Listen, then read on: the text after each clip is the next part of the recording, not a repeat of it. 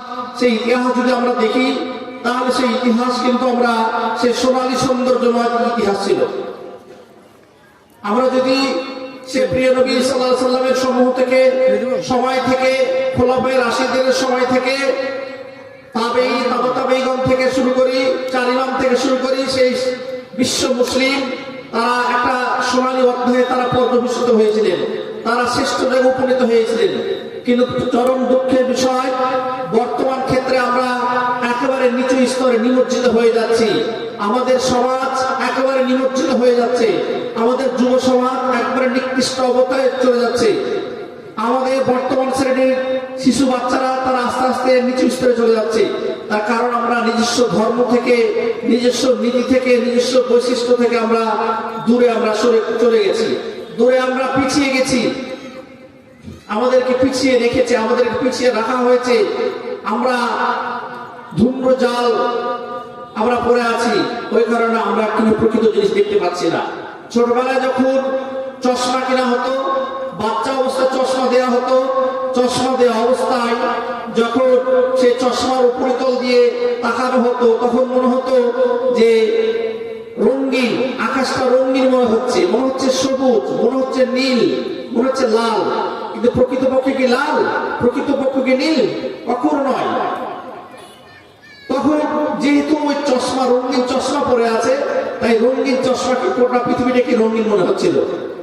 তো আমরা কৃত্রিম ধার্মিকতাকে নিয়ে আছি, ওই কারণে আমরা সবসময় আমাদের চোখে কৃত্রিমতা ফুটে উঠছে। আমরা প্রকৃত যে ধর্মের স্বাদ সেটা কিন্তু আমাদের ভিতরে যায়নি। আমরা আমাদের ধর্মটাকে আমরা সেলফিতে পরিণত করে নিয়েছি। সেলফি ছবি যেমন সাময়িক ছবি হয়, ওইরকম ছবিতে আমরা তুলে ধরে নিয়েছি।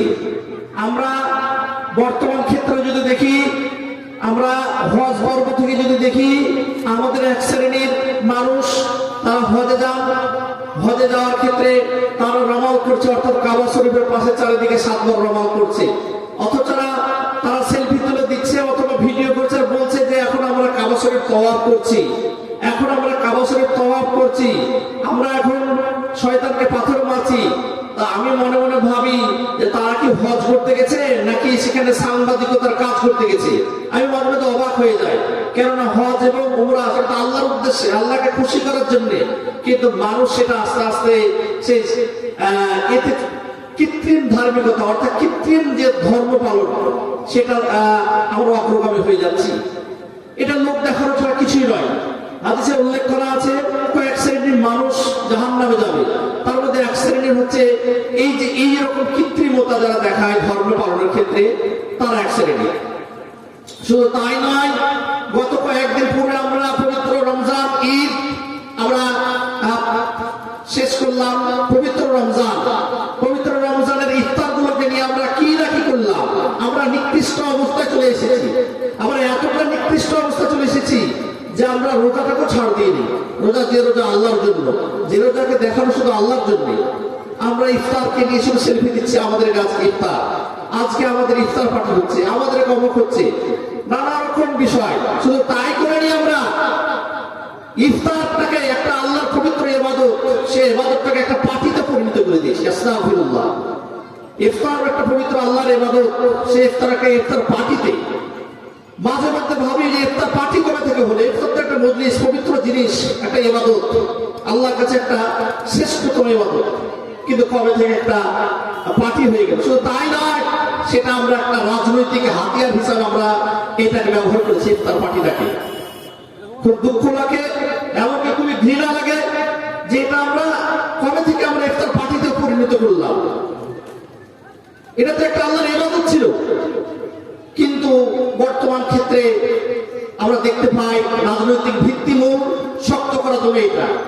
অতএব আপনারা এইরকম ইফতার পার্টিকে লাথি মেরে নিজের কর্ম করার টাকা দিয়ে আপনারা এই আল্লাহর ইবাদত পালন করুন, পানি খেয়ে ইফতার করুন। সব সময় নিজের বাপের, নিজের কর্ম করার টাকা দিয়ে আপনারা আল্লাহর ইবাদত করুন। আল্লাহর কাছে সবচেয়ে ওটাই প্রিয়, ওই ব্যক্তি প্রিয় যে ব্যক্তি হালাল ইনকাম করে খায়। অতএব চেষ্টা করবেন হজ থেকে আরম্ভ করে, শুধু তাই নয়, এইগুলোকে আমরা মানুষকে দেখানোর জন্য আমরা করে দিয়েছি, কিন্তু এগুলো থেকে আমাদের দূরে থাকা দরকার।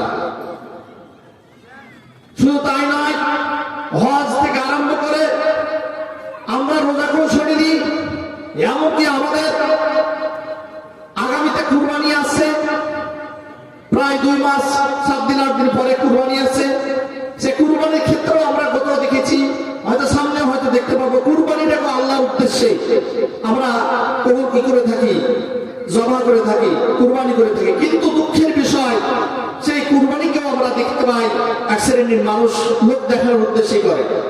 তারা বিভিন্ন যে আমাদের চতুষ্পদ জন্তুগুলো আছে, যেগুলো আমরা কুরবানি দিই, গরু, ছাগল, মেষ ইত্যাদি, সেগুলোকে আমরা ছবি পোস্ট করি। শুধু তাই নয়, সেগুলোকে আমরা ছবি পোস্ট করে দেখায় যে দেখো আমরা কুরবানি দিচ্ছি। তো সেই কুরবানি কিন্তু আল্লাহর কাছে কবুল হবে না। কুরবানি তো আল্লাহর উদ্দেশ্যে।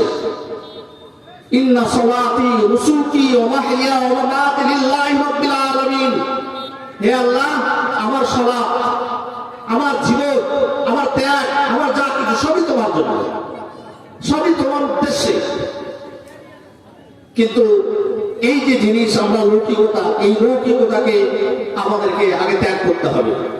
আমরা সব সময় এই লৌকিকতাকে ত্যাগ না করা পর্যন্ত আমরা ইমানের স্বাদ পাবো না। আমরা লৌকিকতাকে ছুঁড়ে না ফেলা পর্যন্ত আমরা ইমানের স্বাদ পাবো না। ইমানের যে মজা, ইমানের যে সৌন্দর্য, সেটা পাবো না। কিন্তু ওই সেলফি তোলার মতনই হবে। অতএব আমরা সেই সেলফি হাজি, অর্থাৎ ফটো তোলা হাজি না হয়ে, নাম করা হাজি না হয়ে, নামের আগে হাজিনা মশালে রাগ হয় এমন হাজি না হয়ে, ইফতারের ফটো না দিয়ে প্রকৃতপক্ষে আল্লাহর উদ্দেশ্যে, হজটা যেন আল্লাহর উদ্দেশ্যে, কুরবানিটা যেন আল্লাহর উদ্দেশ্যে, এগুলো যেন আল্লাহর উদ্দেশ্যে যেন হয়ে থাকে, অন্য কোনো উদ্দেশ্য যেন আমাদের না থাকে। এগুলো বলার উদ্দেশ্য সবসময় আমাদের এই জায়গা থেকে আমাদের নিজেকে পরিবর্তন করতে হবে। এই বক্তব্য শুনে যদি একটা বাচ্চাও যদি, এমনকি বৃদ্ধ বয়সে অথবা মধ্য বয়সে যদি পরিবর্তন হয়, তবুও আজকের বলরমপুরে জালসা আমি মনে করি সার্থক। সদা সর্বদা পরিবর্তন থাকবেন, আর পরিবর্তন হলে ইনশাল্লাহ একটা সময় সমাজের উন্নতি হবে, বাস্তব জায়গায় রূপান্তরিত হবে। আমরা শুধু তাই নয়, হজ, সিয়াম, সালাতে শুধু ছেড়ে দিইনি, আল্লাহর উদ্দেশ্যে যাকাত, আল্লাহর উদ্দেশ্যে যাকাত। এই যাকাত একটা আল্লাহর বিরাট একটা ইবাদত। আল্লাহ তাআলা যেখানেই নামাজের কথা বলেছেন, সালাতের কথা বলেছেন, যেখানে সালাতের কথা বলেছেন, যেখানে নামাজের কথা বলেছেন, যেখানে এই ইবাদতের কথা বলেছেন, তৎসহ তার সাথে সাথে যাকাতের কথা বলেছেন, যাতে করে মানুষ, পার্থিব জগতের মানুষ কেউ যেন এমন না হয় যে কেউ খেতে পারছে না আর কেউ না খেয়ে মারা যাচ্ছে। সবাই যেন সমান থাকে, সবাই যেন সমান থাকে। সবাইকে সমান রাখার জন্য, মুসলিম বিশ্বকে সৌন্দর্যমণ্ডিত করার জন্য আমাদেরকে যাকাত আল্লাহ তাআলা প্রদানের নির্দেশ দিয়েছেন। তো সে যাকাত আমরা হয়তো ভুলেই গেছি, কারণ নামাজ পড়তে পয়সা লাগে না, এই জন্য আমরা অনেকে হয়তো পড়ি। কিন্তু যেহেতু যাকাত আদায় করতে অনেক কষ্ট হয়, দান আদায় করতে কষ্ট হয়, এই জন্য আদায় করি না। মনে রাখবেন, দান বা যাকাত এমন একটা আল্লাহর প্রিয় ইবাদত, এমন একটা শক্তিশালী কঠিন ইবাদত, এত সুন্দর ইবাদত, সেটা বলা হচ্ছে কবরের আযাবকে একবারে নির্মূল করে দিতে পারে একমাত্র দান। এই জন্য সবসময় নিজেকে দান করতে হবে এবং সবসময় নিজে সুস্থ অবস্থা দান করার চেষ্টা করতে হবে। আপনি যদি মুমূর্ষু অবস্থায়, মৃত্যুকালীন অবস্থায় 1000 টাকা দান করেন, আর সুস্থ অবস্থায় যদি 1 টাকা দান করেন, ওই সুস্থ অবস্থায় 1 টাকা দান করাই হয়তো আপনার শ্রেষ্ঠত্ব। সবসময় নিজের টাকা দিয়ে দান করতে হবে, নিজের হালালি টাকা দিয়ে দান করার চেষ্টা করতে হবে, নিজের প্রিয় জিনিসটাকে দান করার চেষ্টা করতে হবে। এই জন্য আল্লাহ বলেন, লাম তানালুল বিররা হাত্তা তুনফিকু মিম্মা তুহিব্বুন। তোমরা তোমাদের যখন দান করবে, তখন তোমাদের সবচেয়ে প্রিয় জিনিসটা দান করবে। এমন যেন না হয় মসজিদ কর্তৃপক্ষ বা মাদ্রাসা কর্তৃপক্ষ বা যে কোনো আপনার কাছে ধান চাইতে এসেছে, আপনি ধানের যে পাতান টাইপের গুলো বা ধানের যে আগালগুলো, সে আগালগুলো আপনারা দিচ্ছেন, কিন্তু এটা ঠিক নয়, এটা দান আপনাদের কিন্তু সেটা উদ্দেশ্য হবে না। আপনি যত প্রিয় জিনিস দান করবেন, যত সুপ্রিয় জিনিস দান করবেন, তত আপনার ব্যথা লাগবে, আর যত ব্যথা লাগবে ততটা আপনার নেকি হবে। শুধু কি তাই, আমরা দান সাদকাটাকে এমন করে দিয়েছি, আমরা এইরকম 2 টাকা 5 টাকাতে রূপান্তরিত করে দিয়েছি। এই যে কিছুদিন আগে সাদকাতুল ফিতর, চাল নাকি টাকা পয়সা, এই যে সমাজে আমাদের বিবাদমান বিতর্ক, আমি বলি চাল নাকি টাকা, এই সব বিতর্কতে না গিয়ে এটাকে সঠিকভাবে গরিবদের মাঝে সঠিকভাবে বন্টন করা হচ্ছে, এটা মূল উদ্দেশ্য, এটা অন্য কোনো উদ্দেশ্য নয়। কিন্তু আমরা যদি দেখি, প্রতি বছরে দেখা যায়, প্রতি বছরে দেখি যদি এই ঈদুল ফিতরে একজন মানুষকে যদি 2 টাকা দেওয়া হয় বা 5 টাকা দেওয়া হয়, তো দেখা যাচ্ছে আবার সামনে ঈদুল আজহা তথা কুরবানির যে চামড়া বিক্রির টাকা, সেটাকে দেখা যাচ্ছে ওই মেয়েটাই কিন্তু সাথে সাথে আরো 2টো বাচ্চাকে বেঁধে নিয়ে এসেছে। তারপরে দেখছি তারপর বছর আবার 3টাকে বেঁধে নিয়ে এসেছে, তারপর পরিবারে যা ছিল সবকে বেঁধে নিয়ে এসেছে। তাকে জিজ্ঞাসা করা হয় যে এইভাবে বেঁধে নিয়ে আসার কারণ কি, তোরা কি বলবো হচ্ছে না। আমরা কোনো সময় এটা ভেবে দেখি না, কিন্তু ইসলামের এই যে সাদকাতুল ফিতর, এই যে চালু করার মূল উদ্দেশ্যই হচ্ছে গরিব মানুষকে নির্মূল করা, দরিদ্রতাকে নির্মূল করা, দারিদ্রতা যে ছাপ, সে দারিদ্রতার ছাপ থেকে সমাজ থেকে মুছে ফেলা, এটাই মূল উদ্দেশ্য। কিন্তু কি হচ্ছে, সেটা আস্তে আস্তে আরো অতিরিক্ত হয়ে যাচ্ছে, এটা অতিরিক্ত হয়ে যাচ্ছে। তো আমরা যেটা হচ্ছে না, কেননা আমরা সেটাকে পরিবর্তন করতে যাচ্ছি না। আমরা যারা সমাজে নেতৃত্ব দিচ্ছি, আমাদের সেই জ্ঞানটুকু নেই, তাহলে আমরা কিভাবে কি করবো? এটার মূল উদ্দেশ্য আমরা এমনটা করতে পারি যে টাকা হলো বা যে পয়সাটা উঠলো বা যে চালটা উঠলো না কেন, সেটাকে আমরা গ্রামের 10 থেকে 15 জন বা যারা দরিদ্র, অত্যন্ত দরিদ্র, যাদের অত্যন্ত অবস্থা শোচনীয়, তাদেরকে যদি আমরা একটা ছোট্ট করে দোকান করে দিই, তাদেরকে ছোট্ট করে একটা ব্যবসা করে দিই, তাহলে তাদেরকে আর সামনে বছর ভিক্ষা করতে হবে না, তাদেরকে আর সামনে বছর হাত পাততে হবে না, তাদের ব্যবসায় আস্তে আস্তে আস্তে আস্তে আস্তে আস্তে আস্তে আরো হয়ে যাবে, বৃদ্ধি লাভ করবে। মনে রাখবেন, কোন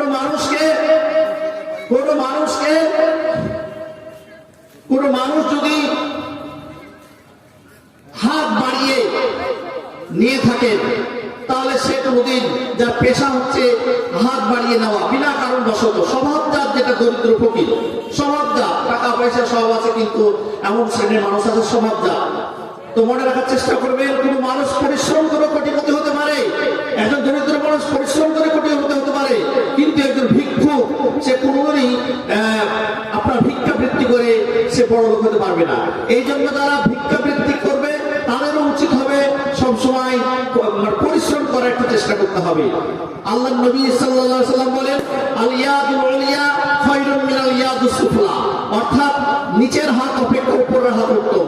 অর্থাৎ আল্লাহ নবী সাল্লাল্লাহু আলাইহি ওয়াসাল্লামের বক্তব্যের মর্মার্থ হচ্ছে এই যে নিচের হাত অপেক্ষা উপরের হাত উত্তম, অর্থাৎ উপরের হাত বলতে দাতার হাত, আর নিচের হাত বলতে ভিক্ষুকের হাত। সবসময় দাতার হাত উত্তম আর ভিক্ষুকের হাত নিচু, অর্থাৎ সবসময় চেষ্টা করতে হবে আমাদেরকে দেওয়া, গ্রহণ করার যেন অবস্থা না থাকে, সে যে কোনো ভাবে হোক, প্রত্যক্ষ ভাবে হোক অথবা পরোক্ষ ভাবে হোক, আমাদের সবসময় নিজের বিবেকটা যেন নষ্ট না হয়ে যায়। তো এইভাবে আমরা বলছিলাম, ধর্মের ক্ষেত্রে আমরা কৃত্রিমতা চালু করে দিয়েছি, ধর্মকে আমরা একটা বিভাজনমূলক সৃষ্টি করে দিয়েছি।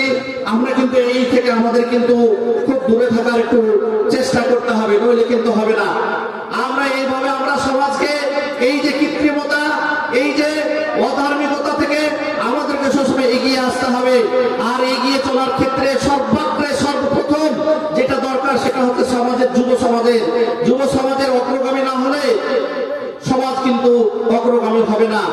এই জন্য সব সময় শিক্ষার ক্ষেত্রে এগিয়ে আসতে হবে, শিক্ষা প্রতিষ্ঠান গড়ার ক্ষেত্রে এগিয়ে আসতে হবে। শিক্ষা প্রতিষ্ঠান গড়া সবচেয়ে উত্তম হবে। আপনার কোটি টাকার যে টাইলস দিয়ে মসজিদ করাচ্ছে, তো সর্বোত্তম সর্বশ্রেষ্ঠ হচ্ছে সেখানে শিক্ষার ব্যবস্থাকে আরো চাঙ্গা করা, আরো ভালো করা। আপনারা জানেন, একটা সময় আমাদের এই বহরমপুর গ্রামে আমরা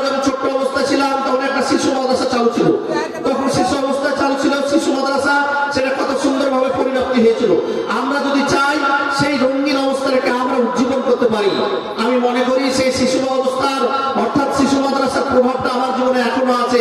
আমি অনেক কিছু সেখান থেকে শিখতে পেরেছি। যদি সেই অবস্থাটা আজকের দিনে আমরা করতে পারি, তাহলে আমরা কিন্তু আবারও আস্তে আস্তে আস্তে আস্তে আমাদের সেই রঙিন যে বাল্যকাল যে ছিল, সেই বাল্যকালটা কিন্তু আমাদের আরো শিখতে পারবো। এইভাবে আমরা প্রত্যেকটা জিনিস, আমরা যে কৃত্রিমতাকে রেখেছি, দান করার ক্ষেত্রে আমরা কৃত্রিমতা রেখেছি। কেমন দান করার ক্ষেত্রে কৃত্রিমতা? আমরা যেমন গত লকডাউনে দেখেছি যে হয়তো 1 কেজি চাল দিচ্ছে, 5 জন সেটাকে ধরে আছে, ছবি তুলেছে। আমি ভাবছি ছবি তোলার জন্য ওটা দানটা করা। এইভাবে অনেক কিছু আছে, মানুষ মাঝে মধ্যে শুধু দান করার উদ্দেশ্যে কিন্তু ছবি তোলার উদ্দেশ্যে দিয়ে থাকে, কিন্তু এটা ঠিক নয়। মনে রাখার চেষ্টা করবেন, যাকে দান করছেন সে একেবারে ভিক্ষুক নয়, সে হয়তো শোচনীয় অবস্থা, সে আসার আগেই তাকে আপনি দিয়ে পাঠাবেন। কেন তার জন্য ছবি তুলতে হবে? কেন তার জন্য সেলফি তুলতে হবে? আল্লাহর উদ্দেশ্যে আপনি দিচ্ছেন, আল্লাহ তো দেখছেন।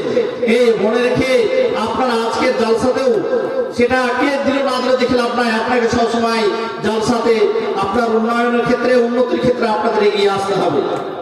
এইভাবে আস্তে আস্তে যদি আমরা এই যে ইসলামের সৌন্দর্যটাকে নষ্ট করে দিই, ইসলামের যদি মহানুভবতাকে নষ্ট করে দিই, তাহলে কিন্তু আমাদের সেটা দিয়ে সমস্যা হয়ে যাবে। এই জন্য সবসময় মূল যে লক্ষ্য বস্তু সেটাকে ঠিক করতে হবে। আমরা আস্তে আস্তে বর্তমান সমাজের মানুষ আমরা সবসময় ব্যস্ত রেখেছি যে তারাবি 8 রাকাত নাকি 20 রাকাত, জোরে আমিন নাকি আস্তে আমিন, বুকে হাত বাঁধবো নাকি নাভিতে হাঁটবো। এই যে বিতর্কিত জিনিসগুলো সবসময় বিতর্ক জিনিস থেকে এড়িয়ে থাকতে হবে। আমি মনে করি 20 রাকাত তারাবি নাকি 8 রাকাত তারাবি, এই সব যে বিতর্কগুলোকে লাথি মেরে শেষ করে দেন। যে বিতর্ক করছে তাকে রশি দিয়ে বেঁধে রাখুন। যে 1 রাকাত পড়ে না তাকে আপনি মসজিদে নিয়ে আসুন। এটাই হচ্ছে মূল লক্ষ্য, উদ্দেশ্য। আপনি কেন এইসব বিতর্কতে আপনি নিমজ্জিত হলেন? আর বিতর্ককারীদের কেন আপনি বারবার জিজ্ঞাসা করছেন? আর বিতর্ককারীদের কেন এইসব আপনি সুযোগ দিচ্ছেন? শুধু তাই নয়, আমরা অজস্র মসজিদ, বিশেষ করে বাংলাদেশ প্রভাবপূর্ণ জায়গায় সবসময় একটা দেখা যায়, সবসময় একটা সমস্যা হয়। যদি কোনো আলে হাদিস মসজিদে নামাজ পড়তে যায়, তো তারা চোখ আড় করে তাকায়, নাভিতে হাত বেঁধে। যদি হানাফি কোন মসজিদে নামাজ পড়তে যায়, কেউ যদি বুকে হাত বেঁধে তাকে আমার চোখে দেখা হয়। কেন আমার চোখে দেখা হবে? দুটোই আল্লাহ নবীর সুন্নাহ, যে কোনদিন হাতই বাঁধেনি তাকে নিয়ে আসেন মসজিদে। এটাই হচ্ছে মূল উদ্দেশ্য। শুধু তাই নয়, জোরে আমিন আর আস্তে আমিন এটা কোনো বিতর্কের বিষয় নয়। মূল উদ্দেশ্য হচ্ছে যে জীবনে কোনো আমিনই বলেনি, আপনি তাকে নিয়ে আসুন, তাকে আমিন বলা করা। এই যে সমাজে ছোট ছোট বিতর্ক আমাদের মুসলিম সমাজটাকে শেষ করে দিচ্ছে, যেখানে বিশ্বের ফিলিস্তিনি মুসলমানদেরকে কচু কাটা করে কাটা হচ্ছে, যখন বিশ্বের মুসলমান নির্যাতিত রয়েছে, যখন ভারতবর্ষের মুসলমান মিলিশে মিলিশে তারা বিপদের মুখে সম্মুখীন হচ্ছে, তখন আমরা এই যে তারাবি 8 রাকাত নাকি 20 রাকাত, বুকে হাত বাঁধবো নাকি নাভিতে হাত বাঁধবো, আমরা জোরে আমিন বলবো নাকি আস্তে আমিন বলবো, চাল ফেতরা দিব নাকি টাকা ফেতরা দিব, এই যে এই বিবাদমান জিনিস নিয়ে আমরা বিতর্কিত হয়ে আছি। আমি মনে করি যে এই বিবাদমান বিতর্কিত জিনিসগুলো আপনি ফেলে দিন। সবসময় সমাজ সাহিত্যের ক্ষেত্রে অগ্রগামী হন। ওলামা সমাজের প্রতি আবেদন, অনুরোধ, ওলামা সমাজকে বলে আপনারা সবসময় এগিয়ে থাকার চেষ্টা করুন। আপনার কৃত্রিমতাকে ভুলে যান, আপনারা সবসময় মূল লক্ষ্য বস্তু থেকে এগিয়ে চলুন। আপনারা ওইভাবে ওলামা হন যেভাবে ওলামা ছিলেন মৌলানা আবুল কালাম আজাদ। মৌলানা আবুল কালাম আজাদ এমন একজন বিচক্ষণ, এমন একজন পণ্ডিত ব্যক্তি ছিলেন যে অতুলনীয়। বর্তমান সমাজে ওই শ্রেণীর মৌলবি হন যেভাবে মৌলানা ছিলেন শাহ ওয়ালিউল্লাহ মুহাদ্দিস দেহরাবি। আপনি বর্তমানে ওলামা হন ওইভাবে যেভাবে তিতুমির ছিলেন, যারা অপকণ্ঠে, যারা নির্ভীকভাবে স্বাধীনতা সংগ্রামের জন্য লড়াই করেছিলেন, সমাজকে টিকিয়ে রাখার জন্য লড়াই করেছিলেন, সমাজকে একত্রিত করে লড়াই রেখেছিলেন, সমাজের রুটি রুচি ঠিকভাবে দেওয়ার জন্য লড়াই রেখেছিলেন। তারা সমাজের নোংরা রাজনীতিকে লাথি মেরে সেটাকে নিমজ্জিত করার জন্য লড়াই রেখেছিলেন। আপনি ওইভাবে মৌলানা হন, আপনি ওই রকম নেতা হন মৌলানা আবুল কালাম আজাদ। আপনি কেন, আপনি সমাজ কোথায় গেল কোথায় কেন আপনার সেই থেকে ভ্রুক্ষেপ নেই কেন? আপনাকে সমাজকে এগিয়ে আসতে হবে। আর এগিয়ে আসার মূল লক্ষ্য হচ্ছে ইকরা বিসমি রাব্বিকাল্লাযী খালাক, আপনার প্রভুর নামে আপনি পড়ুন। প্রত্যেকটা জিনিস, নামাজ, রোজা, হজ, যাকাত, এর চাইতে সবচেয়ে প্রথম যেটা সর্বাগ্রে দরকার সেটা হচ্ছে পড়তে হবে, পড়া দরকার। না পড়লে কিন্তু হবে না, কেননা আল্লাহ পাকের সর্বপ্রথম যে শব্দ সেটা ইকরা, ইকরা, পড়ুন পড়ুন পড়ুন। তো তাই না আল্লাহ পাক কোরআনের মধ্যে বলেন ইন্নামা ইয়াখশাল্লাহু মিন ইবাদিহিল উলামা, নিশ্চয় যারা উলামা তারাই আল্লাহকে ভয় করে, উলামা ছাড়া তারা ভয় করে না। কারণ তাদের পেটে তো বিদ্যা থাকবে না, তারা ভয় করবে কি করে? একজন উলামা, তার জ্ঞানী মানুষ থাকলে সে ভয় করবে এটা খারাপ না ন্যায় না অন্যায়। যেমন ভাবে জ্ঞান থাকলে অন্ধকার দিনের পথ চিনতে পারে, ঠিক ওইভাবে তারা ন্যায় অন্যায়ের পথ চিনতে পারে। হ্যাঁ, বলছিলাম